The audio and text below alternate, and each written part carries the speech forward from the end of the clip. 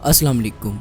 आपको नहायत ही अफसोसनाक खबर से आगाह करते चले कि मरूफ आलिम दीन ज़मीर अख्तर नकवी, जो पिछले कुछ सालों से सोशल मीडिया पर काफ़ी शोहरत पा चुके थे और जिन्हें मैं और आप लदन जाफरी के नाम से भी जानते हैं, वो आज बरोज़ 13 सितंबर 2020 को इंतकाल कर गए हैं। अब तक की रिपोर्ट के मुताबिक लदन जाफरी की मौत की वजह दिल का दौरा पड़ना बताया जा रहा है और कहा जा रहा है कि लदन जाफरी की मौत हार्ट अटैक की वजह से हुई है।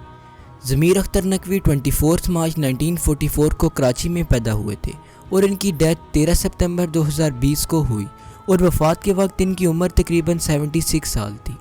इसके अलावा Zameer Akhtar Naqvi Pakistani scholar, religious leader, public speaker और उर्दू पोइट भी थे।